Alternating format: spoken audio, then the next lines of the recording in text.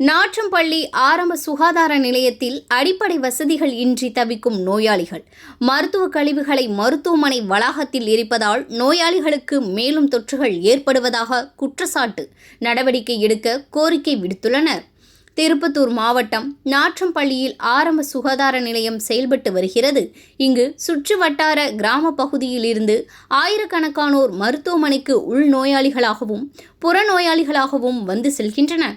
மேலும் தேசிய நெடுஞ்சாலை உள்ளதால் விபத்து ஏற்படும் நேரங்களில் முதல் சிகிச்சை அளிப்பதற்காக இந்த மருத்துவமனைக்கு வந்து செல்கின்றனர். இந்த நிலையில் செவ்வாய் மற்றும் வியாழன் ஆகிய 2 நாட்கள் கர்ப்பிணி தாய்மார்கள் தடுப்பூசி செலுத்துவதற்காகவும் பரிசோதனை செய்து கொள்வதற்காகவும் இந்த மருத்துவமனைக்கு வந்து செல்கின்றனர். இந்த மருத்துவமனையில் அடிப்படை வசதிகள் இல்லாத நிலை இருந்து வருகிறது. அது மட்டுமின்றி மருத்துவமனை சுற்றி முதற்மண்டி கிடப்பதால் விஷப்பூச்சிகள் மற்றும் பாம்புகள் மருத்துவமனைக்கு அவ்வப்போது நோயாளிகளாக வந்து செல்கின்றன.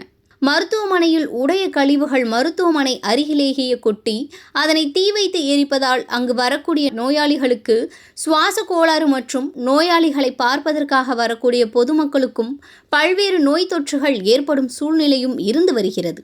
இது குறித்து உடனடியாக மாவட்ட நிர்வாகம் மற்றும் மருத்துவத்துறையினர் கண்காணித்து நடவடிக்கை எடுக்க வேண்டும் என பொதுமக்கள் மற்றும் சமூக ஆர்வலர்களின் கோரிக்கையாக உள்ளது. எங்கள் பேர் பர்மிளா. நாங்கள் கொத்தூர்லேருந்து வரோம். குழந்தைகளுக்காக பார்க்குறீங்க. செவ்வாய்க்கிழமை வெசலக்கிழமை 2 நாள் வரோம். இங்கே ஹாஸ்பிட்டலில் வந்தாக்கா உட்காரத்துக்கு இடம் வசதி கிடையாது.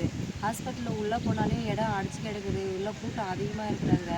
வெளியே டேப்லெட் அது வாங்க போகிற இடத்துலையும் நின்று டேப்லெட் ரொம்ப நேரம் நின்று வாங்க வேண்டியதாக இருக்குது. கூட்டம் அதிகமாக இருக்கிறதுனால கொஞ்சம் கஷ்டமாக இருக்குது. இந்த சேருக்கு எதனா ஏற்பாடு பண்ணி கொடுக்கலாம்.